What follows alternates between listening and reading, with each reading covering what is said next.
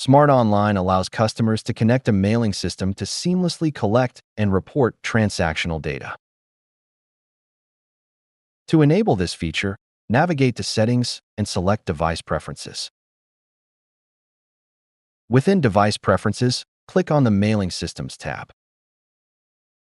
Click the drop-down menu under Mode. The first option, No Mail Processing, disables communication between S.M.A.R.T Online and the mailing system. Any activity performed on the mailing system will not appear in S.M.A.R.T. The second option, Use My IX System, enables communication between the mailing system and S.M.A.R.T Online. To activate it, select Use My IX System, click Save, and perform a generic call on the attached mailing system.